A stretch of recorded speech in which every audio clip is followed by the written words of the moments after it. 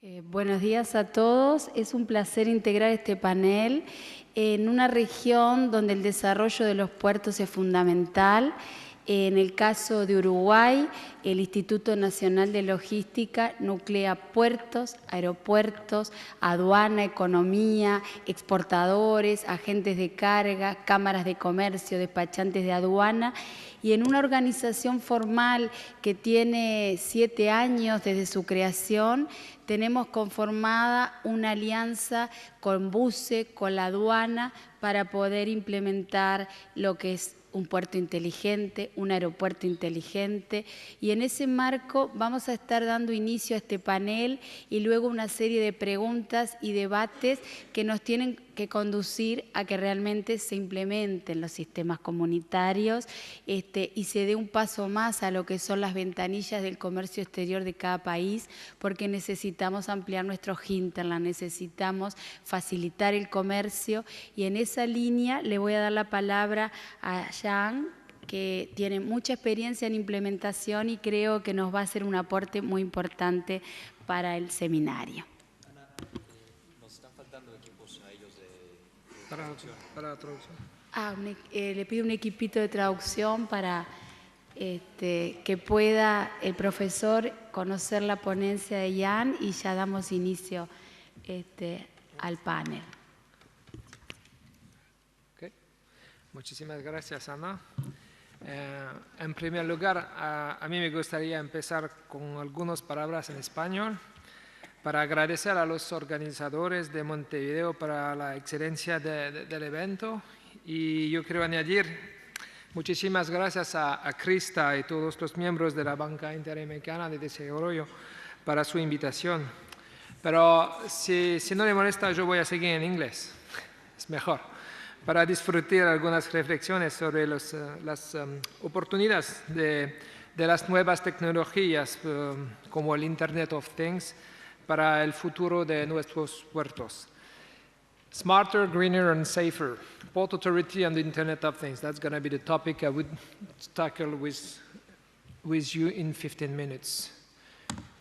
Whatever means the E, Internet of Things, information technology, Internet of Experience, artificial intelligence, I guess you, as a Port Authority, do not have any choice.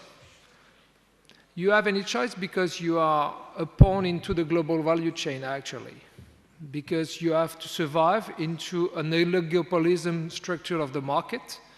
Shipping lines are more and more concentrated.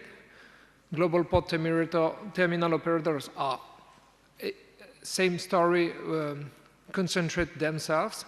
And on inland, you have as well global logistics integrator. On those guys are so strong, actually, that they put you under pressure and they ask you to be smarter, greener, and safer. So it's a must-have to survive.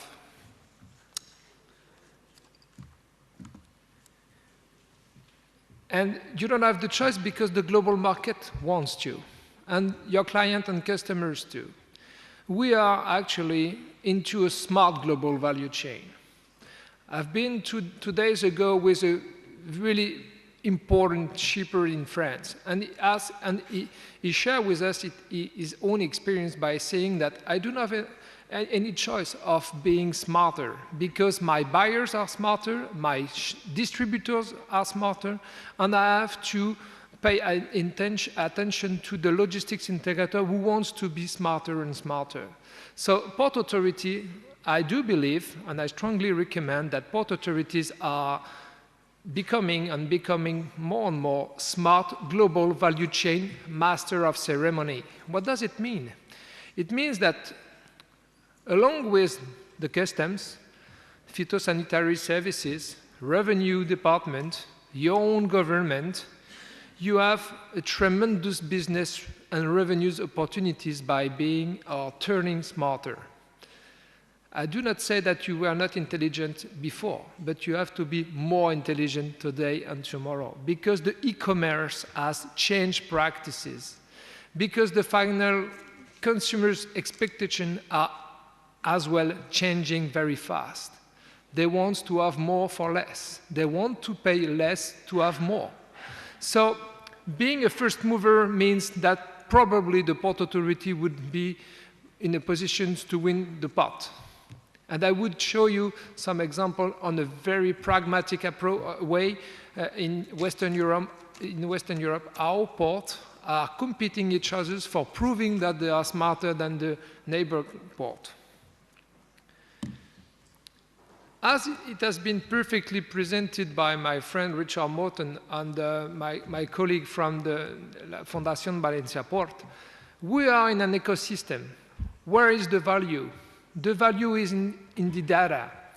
You are a point into a global value chain in which trade are going in and out. But behind each ton of cargo, behind each million of US dollars you trade, you have billions of data which have to be dealt on an instant and permanent flexibility, fluidity, transparency, and interconnectivity.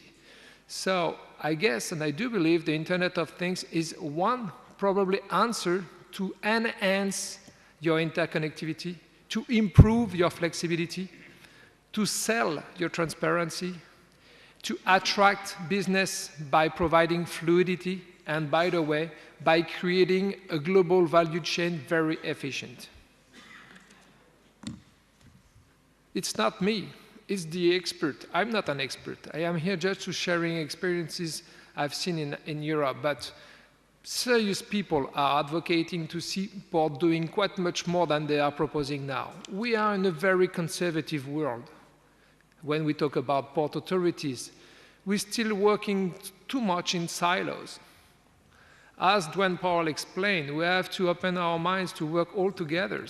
And Calais Field, experienced maritime editor of Port Strategy, last month said, dump, dark, and disconnected. Ports need to do more. It's not me, it's Calais Field. Eleni Pitalis from Greece said, Amazon and Maersk, the clash of titans, shaking the container industry. And what is the port inside? When Amazon and Maersk decide to work together or to compete each other, what's going to be the role of a port? If it's not to be smarter, if it's not to be safer for attracting the business, for consolidating the business into their own infrastructures, into their own services. Unfortunately for you, I don't have any port toolkit box to implement an Internet of Things solutions.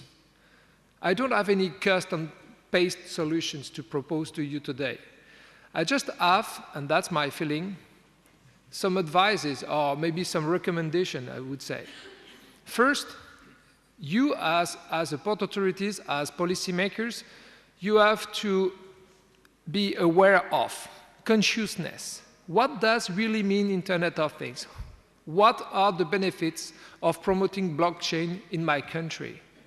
So you have to build up some task force, group of interest, and I would talk about the hackathon at the end. After that, you have to commit yourselves into a strategy. That's the willingness, through a roadmap, through some priorities. There's so much buzzword today. There's so many buzzwords today. Is blockchain more important than Internet of Things? Is big data most relevant than artificial intelligence? Personally, I don't know. But through steering committees, you would be able to determine, to stress, to focus on your own priorities. And after that, you have your own strategy. It's pure logic. It's not so interesting to say that, except that it might be a long process. As we've seen, Jamaica starts in 2012 to think about how PCS would increase their efficiency, their productivity, their attractiveness, their competitiveness. But that was not alone. The Port Authority of Jamaica, even if they are brighter, they are smarter, they have to work closely with the customs. They have closely to work with logistics providers. They have to prove to the shipping lines that they would do better than Caucido, for instance. So you need to have methodologies. You need to have some tailor-made tools to promote some proof of concepts, case studies, and you would have your results. And I would go into example now, just to, I would say, put in emphasis what has been done since now a couple of years in various cases. First, the Port of Hamburg. Frankly, as a French, I can say that the Port of Hamburg is maybe one of the first movers and one of the most smarter ports in the world. And that was a couple of years ago. They decided to think with, I would say, the best experts in the world. And what do they want to do? They said that they want to improve port infrastructures. All of you want to improve your port infrastructures. But they would as well enhance the quality of life of people living in Hamburg. That's another story. How to do that? To create system of systems. And they hired some guys from Cisco, but they have our own group of experts. Internally, they succeed to hire some really skilled people to have, I would say, a homemade thinking, to fit with the environment, to fit with the ecosystems, the particular ecosystems of Hamburg. Buenos Aires is not Montevideo. Valparaíso no se compara con un otro del norte de South America. You have to take into consideration your own environment. And by saying that, they decide to create a system where smarter decisions would be taken by customers, so business, as well as people. This is why smart, intelligent is not just money or profitability or return on investment. And it's quite tough to defend when you are at the Port Authority or even at the government to say that I would have a piece of quality and not only quantity. Mobility, energy, building, infrastructures, smart means as well philosophy, health, long-term perspective. And you have to create your own business model behind those words. Because when it's time to come, when you ask for millions of euros of investment for being smarter, the guys in front of you would say, yeah, especially a banker, he would say, okay, but I owe the money back. How would it come back in my pocket? So what is interesting with the case of Hamburg, it's really pragmatic. We are in a German philosophy. They put some sensor on captors in the rail, road, and waterway traffics. They put it's just simple as, intelligent sensor able to provide interactive mapping of the traffic on time. For supporting decision made by multimodal carrier, you can, I don't know the English word for that, you can get up or get down a bridge, depending on the intensity of flows on the river, on the inland river. You can do exactly the same with the railway infrastructures. So you monitor on time for improving the fluidity, for improving the productivity of the movement of the cargo as well as the movement of the population. And I have just 3 minutes left. Oh my God.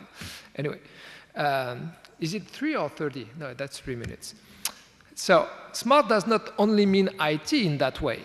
It means that you have to promote a mutual effort based on collective brain. What did the Port of Hamburg do at the really beginning of the stage? They asked to the people in the vicinities of the port, how can we change processes and management for co-producing and co-generating services and solutions? That's it, that's all.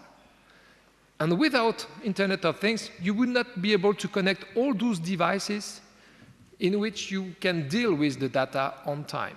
Whoops, there's a bottleneck here. I have to shift and go another way. It's quite simple. But at the scale of a port authority like Hamburg and the city of Hamburg, it's beautiful. AROPA, second things. Matching logistics performance and environmental integration thanks to the Internet of Things. What do they want to do? They want to create some services for improving client competitiveness. All of you think about it. But as well, matching that with environmental performance to keep industrial port activities, but on a better monitoring approach, better well-integrated approach into the metropolitan area. And they create an open source river information system. You are able to collect, to pick up some people or some cargo, wherever you are on the river now, because you have on time the information needed and requested on your device. It's more than a GIS. It's not just a GIS. You have behind that the opportunity to, I guess, make money, reduce your pollution, and it's 1 minute left. That's the pictures to illustrate what Aropa is done since a couple of months now. Real estate by Aropa. And I would try to conclude by that, even if I have many, many things to share with you today. You are an investor from Uruguay and Montevideo. You want to have a 10,000 square meters warehouse somewhere in between Le Havre and Paris. But you don't know exactly what is the demand, what is the opportunity for you. You have that kind of app in which you can drop all your expectation or requirements to invest. And you would have different propositions, depending on which kind of priority you have to drop into the system. That's a way, and I guess that's not a GIS, it's more than a GIS because it's done for answering to your questions without taking a plane and having 25 hours of flights to go up, just to show. And I conclude, I would skip that. Terrorism, cyber terrorism. IoT is, I guess, a great firewall against cyber terrorism. It's not the perfect solution, it's not the perfect answer, but you have to bear in mind that today, I guess, we are really weak as a port authorities, as a port ecosystems regarding cyber security and cyber terrorism. What do we do together in France? We said that stronger and smarter together to anticipate the global value chain challenges. We gathered the port authorities, the customs, SOGET, and the French Logistics Engineering School for what? For creating business opportunity and scientific innovations thanks to, I'm sorry, I have to go faster, data security, big data, artificial intelligence and PCS, and IoT and smart containers. It's really pragmatic. We need to have some objective. They put some money on the table. They want to have some answer, and they want to have their feedback. I conclude by that. I'm sorry, I just have an extra 2 minutes. IoT is Internet of Things.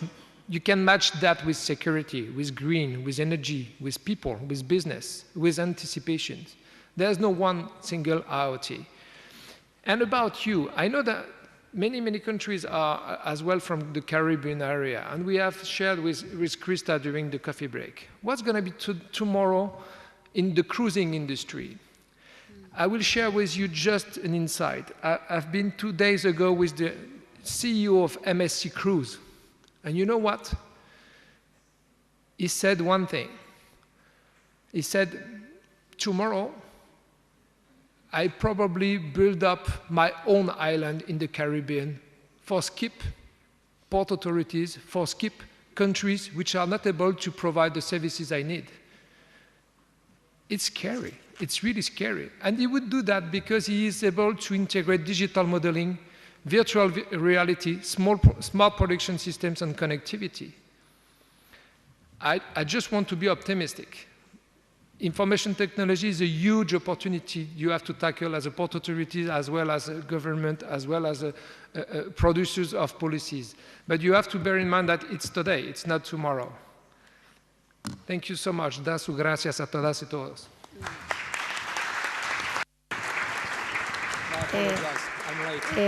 Bueno, agradecemos esta presentación que pone en uno de sus ejemplos al puerto de Hamburgo. Hace 10 días en Uruguay estuvo el CEO del puerto de Hamburgo y justamente nos contaba estos conceptos, la relación con la ciudad, el mejor uso de los suelos.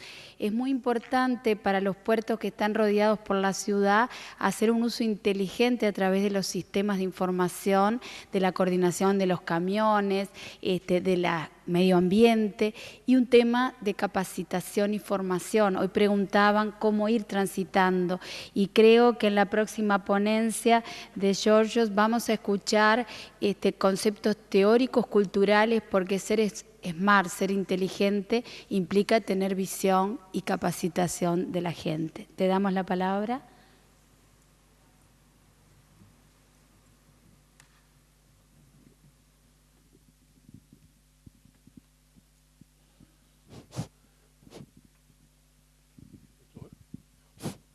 Does it work? Yes? Okay. First, I would like to thank you for the kind invitation for me to come from Greece. And I assure you it was not a very long trip, just 21 hours. But it is worth it. Also, I would like to thank everybody who is staying here late until the end of the meeting. Okay, it is difficult when you are towards the end of the meeting to say something new, because everything has been said already, but I will try to be a little different. So the title of this presentation deals with intelligent ports and hubs because port can be part of a hub, and a hub is not necessarily a port.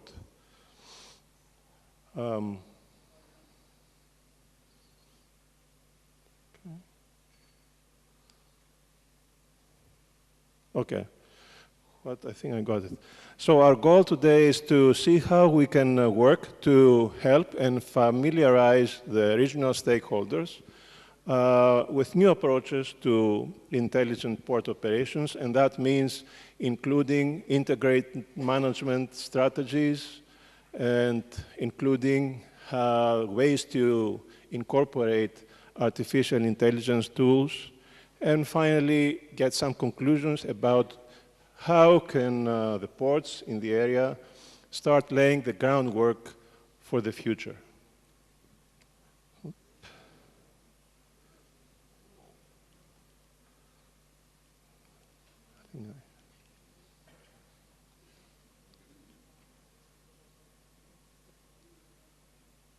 Okay. So the main objective is to integrate strategies that deal with the transport operations and the locations of the objects of the operations in order to improve management. And that relates to the passengers, the logistics, and the smart hub, which can be a port. Who are our stakeholders? Okay, the principal ones are the port authority, the fleet managers, and the drivers, the users of the port, the users of the urban network, which will include not just the port, but also the rest of the hub, and the authorities of the region and the locality. Which are the priorities with which the port deals? And these can be a lot similar across ports, but there can be some differences from country to country and from region to region.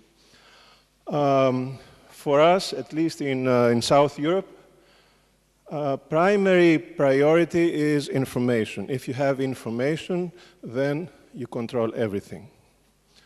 However, it is important to do everything safely and securely with lower cost by shortening time delays, not having a negative impact on the environment, and in particular, gaining the trust of the users.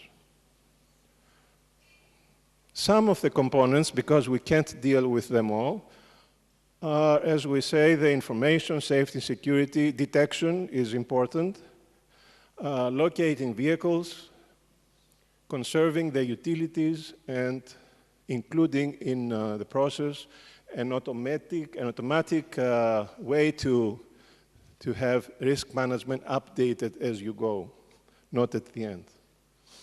So, okay, what are the expected benefits? We expect to have benefits for the economy, first of all, the environment, and quality of life. And when we say economic benefits, we include benefits with respect to capital costs, operating costs, increasing the lifespan of the infrastructure, have a good return on investment.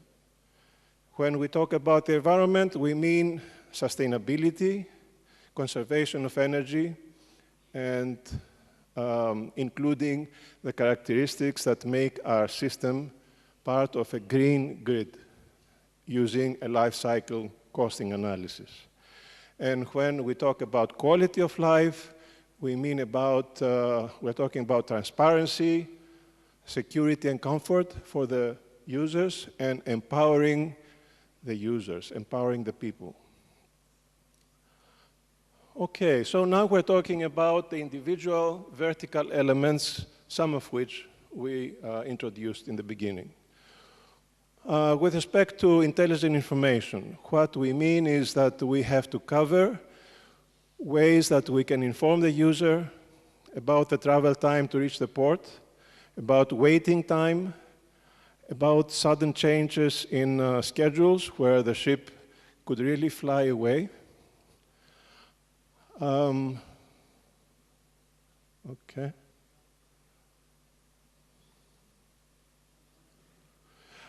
When we talk about safety and security, we're talking about controlling the flow so that we have suspects staying away, but people who belong to the port getting in easily. We're talking about detecting incidents such as fire. Detection of incidents deals with collision, detecting delays at the controls, detecting failures, perhaps failures of the ship. Another vertical element is identification of the location, truck, car, or parking other processes. Okay, how do we do this? Just selecting some of the technology. Radar is used. Identification of vehicles on the screen of your computer. Measuring traffic by selecting appropriately on your screen the places where the vehicles are then going to generate messages. Automatically recognizing number plates. And here is an example of a safety and security case for the ports of Patras in Greece, Bari, Brindisi in Italy, and Calais. By the way, Patras and Calais have been mentioned as getting a first mention in safety in Europe as ports that deal with immigrants, illegal immigrants as well, in terms of safety. This indicates, for instance, in Patras, the location of appropriate detecting devices, such as these. Cameras, controls, and this is the operating center, part of that the users of the port can use to track what is going on. Okay, so we have European directives that are assisting these projects, this work, this development, such as ITS directives, single window directives, directives on open data, Inspire, work on smart cities,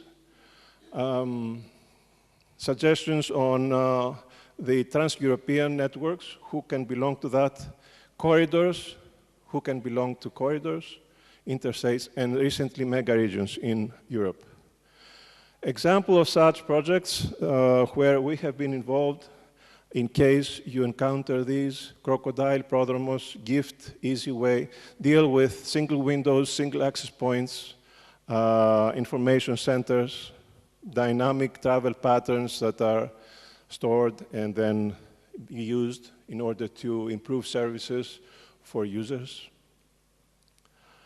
Okay, so now we turn and we look at, having looked at some possibilities of intelligent components. We look at the area where this area has been going maybe similar to some other areas in the world through some slowdown, but now is growing again and needs to spur economic recovery with some engines of growth. And we have the problem that there exist gaps in logistics and infrastructure that are obstacles.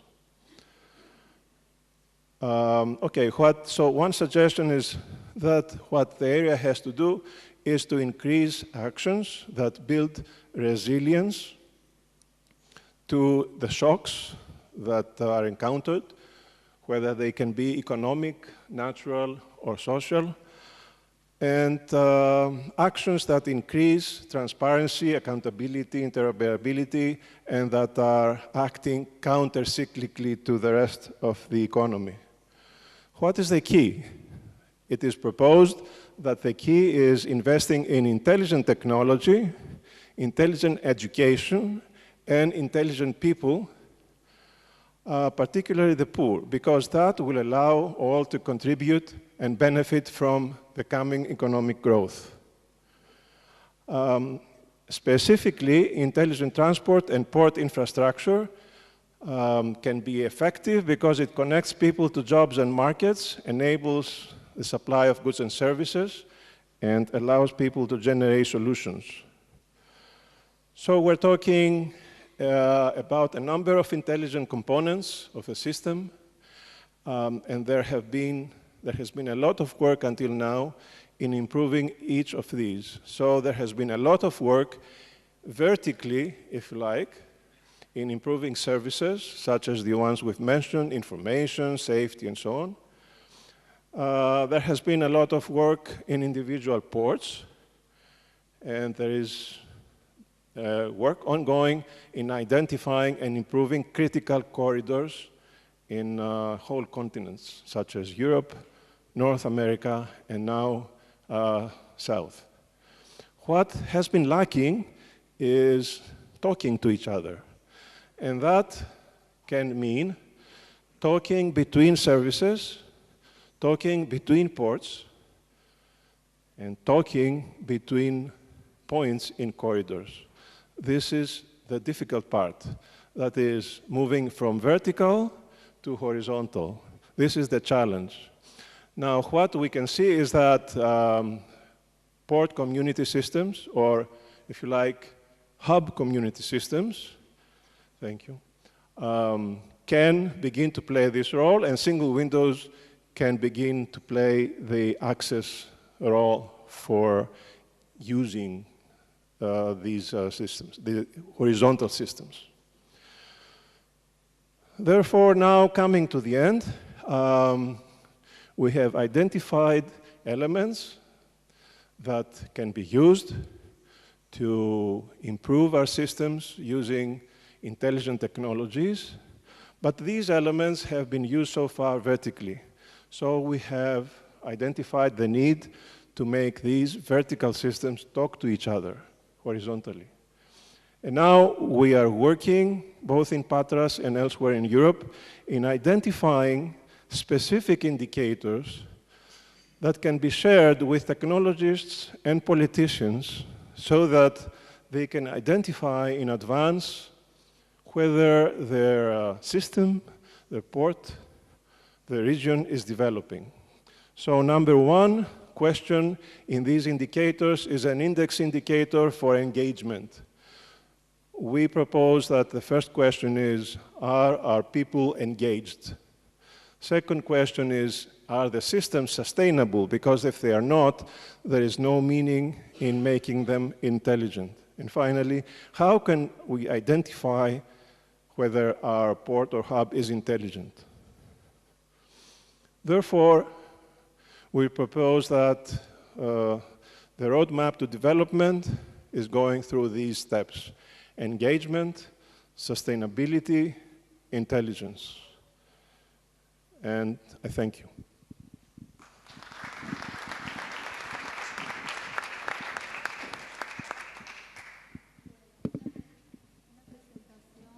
Muy interesante, que hace un enfoque sobre la información y refiere también al tiempo, que en logística y en sistema de información es muy importante.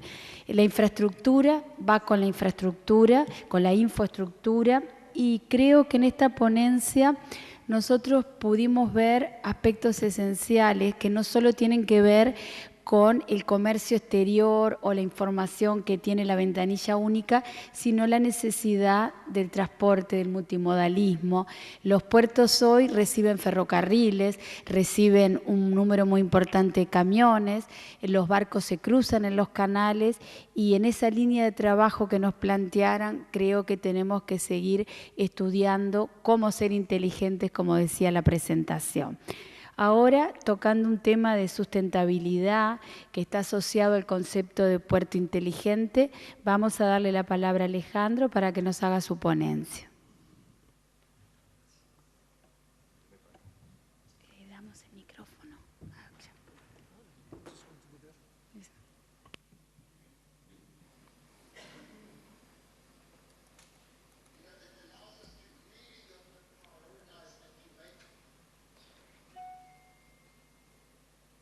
Hola a todos. Antes que nada, quiero agradecer al BID por la invitación, a Uruguay por su estupenda hospitalidad, la verdad inigualable.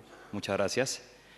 Y bueno, el día de hoy me gustaría abordar la perspectiva de la importancia de la sustentabilidad y cómo se correlaciona en hacer competitivos a nuestros puertos. Y también me gustaría dar ejemplos de casos de éxito de puertos que han adoptado este modelo y cómo los han llevado a ser muy, muy exitosos. Decía Ford, hay una regla para los industriales: haz el mejor de los productos posibles, al menor precio posible, pagando los mejores salarios posibles. Esto tiene que ver mucho con la realidad del comercio marítimo mundial.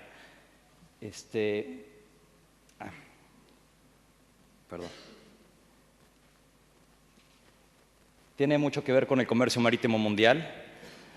Este slide que ven es un screenshot de hace un par de días de el movimiento de barcos a nivel global. Es un screenshot más o menos a esta hora, el día 6 de septiembre, y lo que nos enseña esta screenshot es que básicamente el sistema de comercio mundial es muy complejo. Existen alrededor de 9,000 puertos en el mundo, de los cuales 3,500 son medianos o grandes puertos. Todo el tiempo estamos compitiendo con todos esos puertos. Jamaica estaba hablando de ser un importante hub en la región, pero para ser un importante hub necesitas ventajas muy importantes para que escojan las navieras y ir contigo. Y bueno, dentro del sistema marítimo portuario, como vimos también hace un momento, existen muchísimos stakeholders que involucran la parte ambiental, social y económica, desde sindicatos, desde las cadenas logísticas, transportistas, sociedad. Es algo muy, muy complejo, pero tenemos que tomarlo en cuenta para ser exitosos en nuestros modelos de negocio. Básicamente, la sustentabilidad es la intersección entre esos elementos, entre lo económico, lo social y lo ambiental.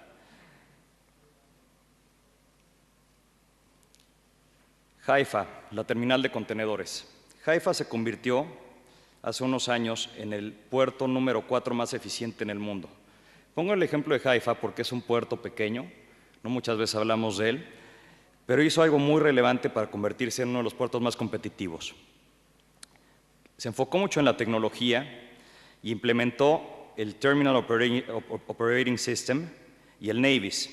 Con este sistema, ellos pueden manejar todos los activos del puerto, el personal y todos los equipos, haciendo un plan de trabajo de acuerdo a cada situación particular. Esto los lleva a optimizar recursos y a ser muy eficientes. Básicamente, todos los integrantes del puerto, desde operadores de grúa, desde transportistas, en una app en sus celulares, pueden ver qué está pasando en tiempo real mientras están descargando el barco, y todo esto pueden usarlo para tomar las mejores decisiones, y ha hecho que HAIFA se convierta en un puerto de los más eficientes en el mundo.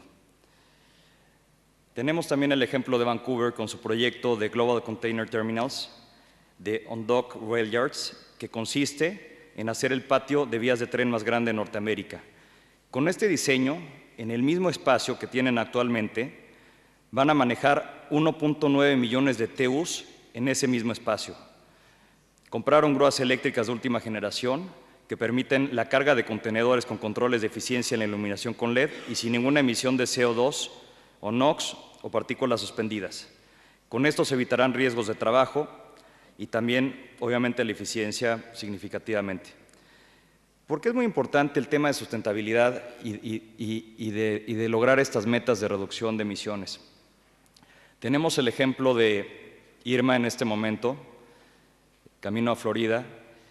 Hay algo pues, muy radical y algo que no podemos negar. Los expertos han dicho que el huracán se está alimentando por el calor del agua y esta incrementó versus otros años solamente 1 grado centígrado más. Entonces, ese grado hizo que este huracán se convierta en lo catastrófico que ha sido y no podemos dejar de tomar acciones para tratar pues, de reducir esas emisiones y detener el calentamiento global. Vancouver lo entiende y los clientes lo entienden también y por eso también le dan esta preferencia a este tipo de puertos. El ejemplo de Rotterdam.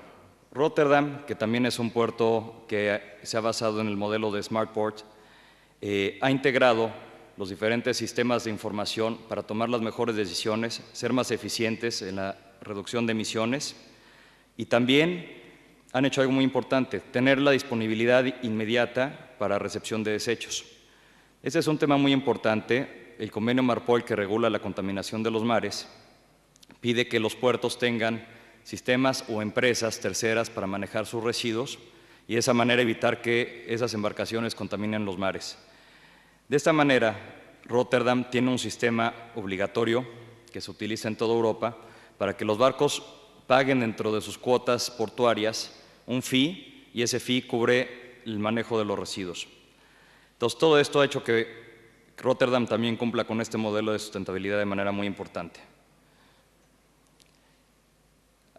Una de las empresas navieras más importantes en la industria y líderes, Maersk, con sus terminales y grúas APM, ha logrado que se descarguen los contenedores de una embarcación en un tiempo mucho menor y aparte ahorrando un 20% de energía por TEU. Con este sistema, probablemente están familiarizados con las nuevas grúas APM, han logrado descargar un barco hasta la mitad del tiempo. Un ejemplo del éxito de este tipo de avances en la tecnología es el puerto de Badagry en Nigeria. Badagry tiene un proyecto muy importante que recientemente se ha detenido por un tema gubernamental, en donde pretenden que sea un puerto, uno de los hubs más importantes de África, y quieren poner en el mismo puerto una planta de energía eléctrica, quieren poner un parque industrial y también eficientar, como platicaron en presentaciones anteriores, el tema del transporte de carga a tierra. ¿Qué significa esto? No solamente tenemos que ser eficientes dentro del puerto, sino también en la parte de ferrocarriles, en la parte de transporte, reducir también el tráfico con el transporte, como lo ha hecho Los Ángeles, poniendo incluso contenedores en camiones dobles. Esto ha sido muy importante para reducir el tráfico de Los Ángeles. Y bueno, Maersk con este modelo de innovación, aparte del beneficio ambiental, ha logrado ser mucho más eficiente y diferenciarse de su competencia. ¿Cuál es la ruta? Que es una gran pregunta. ¿Cuál es la ruta para llegar a ser un puerto inteligente y un puerto que se distinga de los demás con este tipo de valores agregados? Bueno, para ello yo creo que hay que tomar en cuenta muchos elementos. Uno es el crecimiento económico global.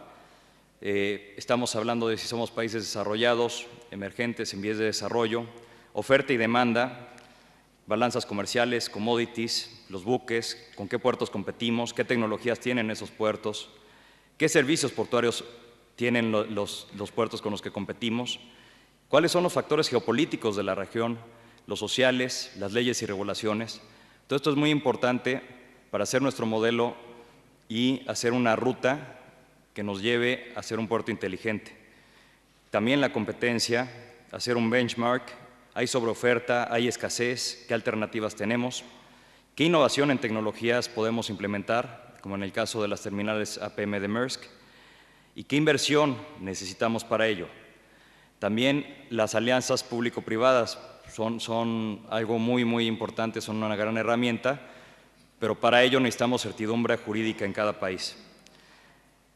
También tratados comerciales, qué competencia tenemos en el comercio, qué barreras comerciales hay, el crecimiento global, el crecimiento de la flota mundial, cuáles son las rutas comerciales clave, los precios de los commodities, las regiones superavitarias y deficitarias, el valor de los tipos de cambio, inflaciones, deflaciones, tarifas de fletes portuarias, precio de combustible y energías, volúmenes del comercio y precios de commodities, y economías de escala, etcétera.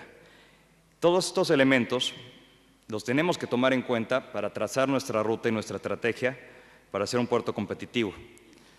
BUCE plantea una de las soluciones más importantes, que es reducir esa tramitología y quitar todo este papeleo para poder tener este comercio, este movimiento, pero tenemos que ir más allá y tenemos que involucrar a más stakeholders más allá de esto para lograr realmente un puerto inteligente.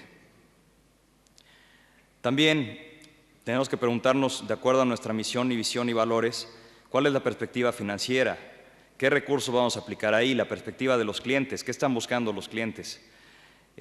Hace rato se comentó un ejemplo muy interesante de MSC en la parte de cruceros, en donde probablemente para no lidiar con el tema y el problema de autoridades en un puerto, el día de mañana tenga su propia isla, una isla en donde reciba a los pasajeros. Esto es completamente real. Hemos visto también el caso de Royal Caribbean con la Bari. El Royal Caribbean tiene su propia isla, la maneja, y eso lo hizo por el mismo motivo, ¿no? Entonces, tenemos que buscar cómo atender a nuestros clientes y también pensar qué están viendo esos clientes en la región para que nos escojan realmente, nos seleccionen realmente. Y el aprendizaje y crecimiento, por supuesto. Esto es un trabajo continuo, no cabe duda, pero es importante hacerse las preguntas adecuadas para llegar a ese buen puerto. Algunas de las preguntas clave: ¿en dónde estamos parados? ¿Quién necesita y qué quieren nuestros clientes? ¿Cuáles son nuestros valores base? En temas de sustentabilidad, ¿qué estamos aportando que nos diferencie de los demás puertos? Maersk, con su programa de sustentabilidad, por ejemplo, está seleccionando a prestadores de servicio que demuestren que están reduciendo sus emisiones de carbono. Y estoy hablando de toda la cadena logística. IKEA, la empresa de muebles, escoge a Maersk para mover toda su carga debido a la eficiencia ambiental que tiene Maersk. Entonces, nos damos cuenta que la sustentabilidad es un tema que, más allá de ser algo necesario ambientalmente, es algo que los clientes están valorando y es algo que los clientes aprecian mucho y nos ayuda para ser mucho más competitivos.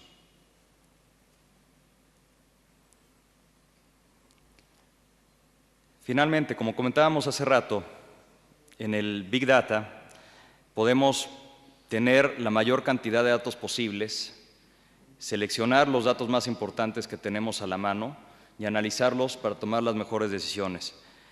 En los puertos sustentables y en los puertos inteligentes, esto es algo que están haciendo constantemente y es lo que está haciendo una gran diferencia.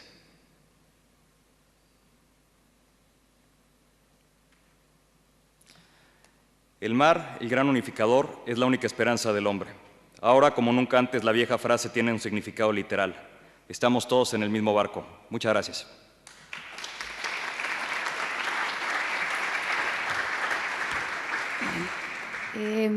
Yo escuchaba tu ponencia y uno recuerda las visiones estratégicas, por ejemplo, de Kaplan y Norton, que dicen que hay que ver el desarrollo, en el caso de los puertos sustentables, desde varias perspectivas. La de cliente, que es la que demanda estas cosas, financiero, porque cuando uno construye un muelle a veces no duda en gastar 200 o 300 millones de dólares en implementar un software cuando vale 1 millón o 2, a veces se consulta o se duda. El tema de la visión de la capacitación, porque si no formamos a la gente con esta visión, no van a poder acompañar. Cuando todos hablaban en las presentaciones de hoy, los tomadores de decisión, los que empujan esto, y para eso hay que crear la cultura de ser inteligente, como lo hacen las ciudades, igual lo tienen que hacer los puertos. Vamos a abrir ahora y les pido que se animen a hacer preguntas de cómo llegar o cómo actuar en casos puntuales, ya que tenemos un panel de expertos muy importantes en el tema. Así que, no sé, les doy la palabra a alguien que quiera consultar algo en este camino.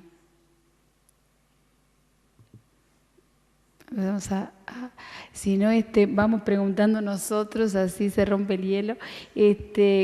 ¿Cómo les parece que puede llegar un país que tiene una ventanilla única consolidada y contribuir para que el puerto sea inteligente, el aeropuerto, el multimodalismo?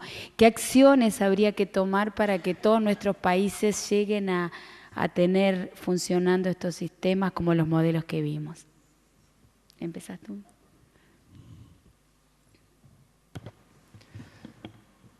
Bueno, yo creo que lo primero es considerar cuál es nuestra situación actual, y es muy importante, como decía Sana, tener esa retroalimentación de toda la organización, de toda la estructura, porque necesitamos conocer exactamente cuáles son la realidad de nuestro puerto en base a la operación, en base a la perspectiva de clientes, ¿no? Que probablemente nos puedan dar un muy buen feedback, como lo vimos con DHL, FedEx, etcétera, que todos los días están lidiando con este tipo de cosas. Y si conjuntamos toda esa información, creo que podemos hacer una ruta de acción que nos lleve a ver qué sigue, y también un benchmark, porque yo creo que hay muchos casos de éxito allá afuera que también podemos implementar en nuestros puertos. Gracias. Jan. George. A seguir el orden. Just maybe one comment about your question, which is really relevant. I guess you have so many things to consider, but one thing is really important, I guess, is the strong political commitment. In France, for instance, we have a huge event which have been the signatures of the COP21 in Paris. It has been tremendous for port authorities because we were really, I would say, not in advance in France to cope with environmental objectives. And through the signatures of the COP21, a strong commitment has been engaged by the French government, and afterwards, all the port authorities have to do their own lessons. And because of these strong commitments, has been launched several actions in port authorities like Le Havre, as well as in Marseille, in the south of France, to engage, I would say, a vision, to engage as well a roadmap in which have been integrated the main objectives of being greener, but without that signatures, without that signal coming from the top level of the government of France, it would not have been so fast into the process. And almost 3.5 years ago, after the signatures, we have already some good results because we have implemented some dedicated KPIs to prove what we were saying at that time and to keep moving and to keep increasing our knowledge, our capacity to go further, you know what I mean? And another, just to be brief, another part of the story is education. We have included in that reflection, in that smart approach, the key issue of creating French clusters of innovations for inventing the green and blue economy of tomorrow. And look at the most impressive places in the world in terms of ports.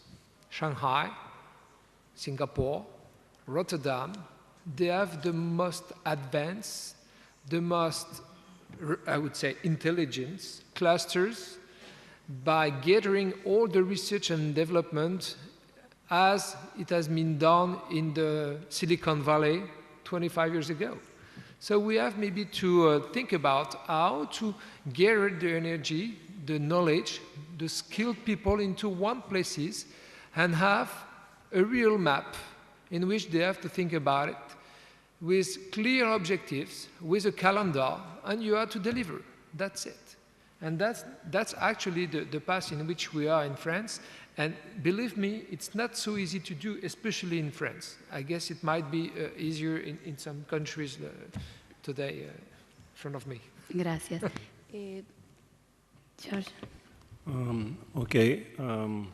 To answer your question, I would go back in one of my slides where we indicated that the first important step for the system to work, the new system, the improved system, and the future system, is the engagement of those who use it and those who participate or will participate in it.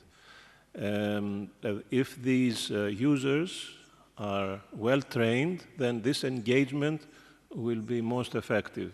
In Greece now, for example, we are in the process of engaging society over the last 1 year in order to make the ports part of what the cities in Greece are planning to become intelligent. For instance, in Patras, for the past 1 year, we have had around the table, almost like this room, all the major organizations of the city, which means the police, the hospital, the grade school, high school, hydraulic engineers, the power companies, travel agents, and so on.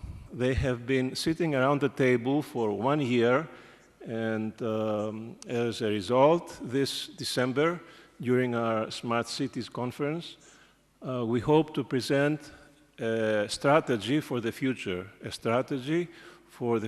which will include a roadmap of how the city will become smarter, and then the port will be part of the smart city.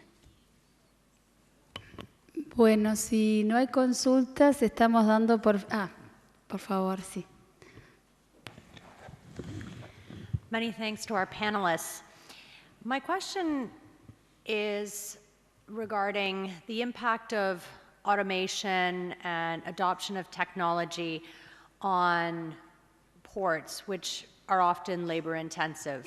Many of the ports in the region are publicly operated, and therefore there are significant impacts in terms of redundancies in labor at ports as a result of adoption of technologies. How have some of the ports, in your experience, dealt with this challenge? Are these ports that are privately operated and therefore have been able to negotiate from a tougher, let's say a different perspective than if they were publicly operated? But what has been the experience of some of those ports in terms of dealing with the implications of automation on labor at ports?